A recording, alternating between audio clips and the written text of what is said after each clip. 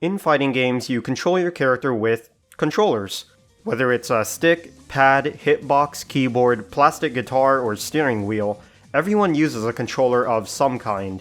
But in the year 2021, most of us aren't using our brains as a direct input method to instantly turn our thoughts into actions. And while doing that would be cool as hell, having to physically command these actions kind of emulates real-life fighting. You can watch a martial arts movie and imagine yourself doing everything you see, but no matter how much you daydream, chances are you're not going to be a martial arts master without some practice.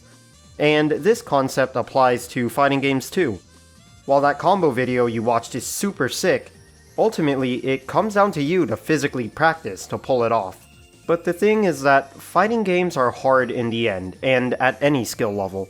Especially under the stress of a high-stakes situation, everyone makes mistakes, and no matter how much you practice, there will be times where human flaws get the best of us. And that's frustrating. Nothing feels worse than messing up the exact same thing you've practiced for hours on end when you needed to nail it the most. It almost feels like all that time was spent for nothing. But developers have come to understand this frustration over time, as fighting games have become notably more lenient to mistakes, and that's a really good thing. After all, you should be more focused on fighting your opponent. You shouldn't be wasting your efforts fighting the game.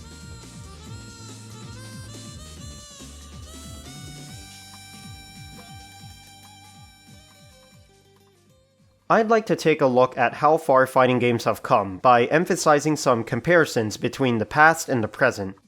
Specifically, I'd like to take a look at two older fighting games that I've recently put some time into. There's Touhou Hisouten Soku, or Soku as I'm going to call it, where I have hundreds of hours of experience in this extraordinarily unique fighting game, and there's Melty Blood, a game where I admittedly have less experience, but definitely have had some experiences.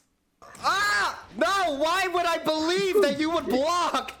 Literally, what wake up have you blocked, you fucking masher? I'm getting 50-50 on your fucking wake up between DP and mash.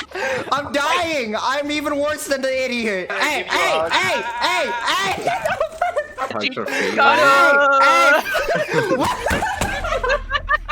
I quit. That's it. I'm done. I'm fucking done! And while these are far from the oldest fighting games out there, they still obviously lack the developer design of close enough. By close enough, I mean that inputs in these two games have an arbitrary difficulty to them. Arbitrary as in it's difficult to do certain actions, even though the concept or even the action itself isn't.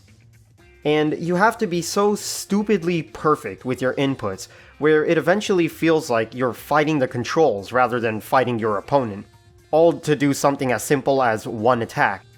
And obviously more practice can be the solution to any input-related issues, but it's clear to see that modern fighting game developers can agree that turning your intentions into actions as easily as possible is a great design choice. And just as a final note, before I get into any examples, I'm pretty much mauling over my sloppy inputs in these games. So just be warned, a lot of anger lies beyond this point. First, let me start with the most obvious form of input leniency, motion inputs. These motion inputs, or special inputs, have a legacy in fighting games. They've been around since the first Street Fighter in 1987 as far as I know, and they've been a mainstay in fighting games since.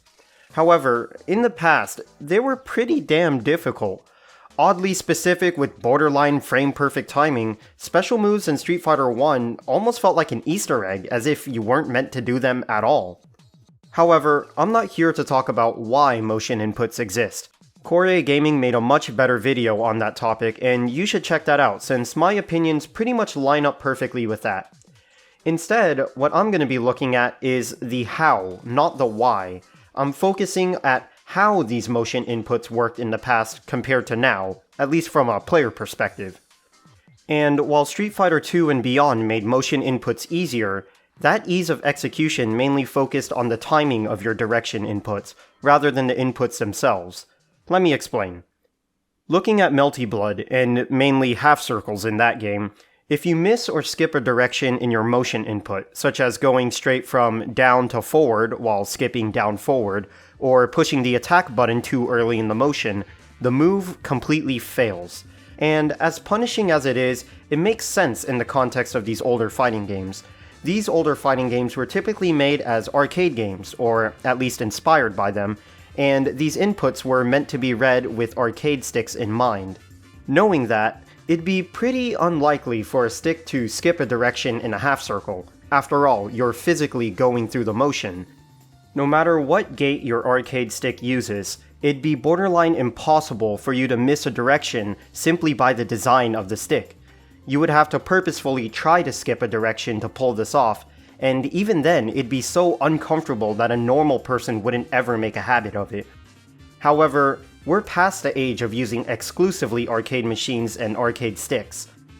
All sorts of input methods exist because fighting games are played on all sorts of platforms and everyone has their own preferences, out of comfort or necessity. Looking primarily at commonly used controllers, at least pad players can still physically feel the motion they input. But hitboxes exist, and so do their poverty cousins, the keyboard. With a hitbox, there is no physical feeling of the motion, you simply push the directions. But that raises an issue of proper timing, since you typically have one finger for each direction. So with a hitbox, you have to perfectly hold and release these inputs to create a perfect curve for a half circle, but it's hard to be perfect, especially when you have to be fast and doubly so under pressure. One frame means the difference between a half circle and a dropped input, and it's brutal.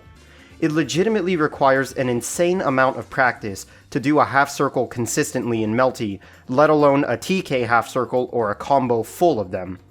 And while the obvious solution is to practice more, the amazing thing about this issue is that it isn't an issue in modern fighting games. Modern fighting games are made and have been made with input leniency for different controllers in mind. As an example, look at Guilty Gear Strive. Motion inputs are pretty typical of what you'd see in most fighting games. Quarter circles, DPs, half circles, charges, and a few more. But the game is smart with its half circles, so it accepts a close enough input. Even if you skip a direction, your intention is there, and the game understands that. It doesn't need a perfect half circle, because the game can safely assume that hitting the cardinal directions in such close succession in such a specific pattern probably meant to do the move that is close enough. And the same concept can be seen in Skullgirls. The game has a 360 jump protection system, where if it detects the first part of a full circle motion, it'll keep you grounded on the up input for the super. On top of that, as long as you hit the cardinal directions, or look like you should have hit the cardinal directions, the game understands your intention. It keeps the concept of needing to do a 360 for a powerful move without having to strictly check your execution. And while input overlap is a concern with more lenient systems, at the very least, Skullgirls doesn't have half-circle inputs, where a TK half-circle might cause some issues. In the middle of editing this video, Gold Lewis Dickinson's character trailer was released for Strive, and I'd like to bring up two side notes about that. First of all, Strive does an amazing job addressing input overlap too. For example, with Soul, things like walking forward into Gunflame has no input issues since there's no DP input on the punch button. Using different buttons on top of motion inputs minimizes input overlap and error, so it's really a genius idea. Every action is deliberate but still needs the skill and effort of a motion input to do. Second, Gold Lewis's Behemoth Typhoon is a spectacular example of what I just talked about. While something like 8 different half circles for a single move would have been hellish in the past, a combination of more lenient input reading and a likely inclusion of jump protection would keep the move's unique identity while making it easily accessible. The character isn't out at the time of writing, but with Strive's design direction, there's a high chance that Gold Lewis won't have any input issues for even hitbox players.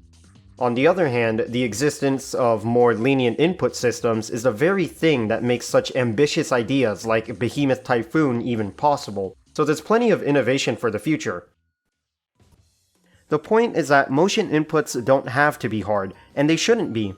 They're a very valid balancing mechanic for certain moves, and performing them should come from intention rather than execution. And with changes to improve accessibility for both people and controllers, I know for certain that this is a very welcome change. So, like it or not, I believe that motion inputs have a rightful place in fighting games, but at the same time, they shouldn't be frustrating to do, especially when certain attacks are so integral to the way a character or even the entire game plays.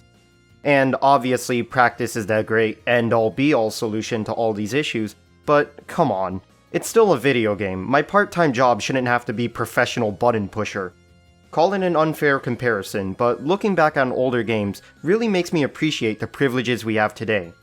After all, these are fighting games in the end.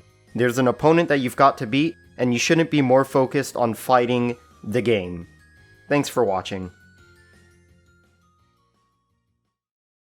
Alright, so the video ends there, but I do have something important to say. This was actually supposed to be a 3-part video where I talk about multiple issues with multiple fighting games, starting with motion inputs in Melty.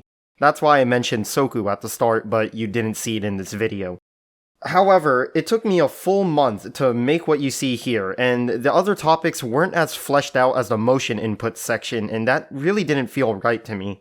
So, for my sanity and for the sake of quality, consider this the pilot episode to a Fighting the Game series. There will be a minimum of 2 more videos to this series to finish out what I intended, and now that I'm a bit more experienced, hopefully each part won't take a full month to come out. This series is mainly going to target mechanics or problems that inexperienced players may have trouble with, primarily in fighting games, but I'm open to other genres, so let me know what you'd like to see in future videos. But once again, thanks for watching, and hopefully I'll see you again in less than a month.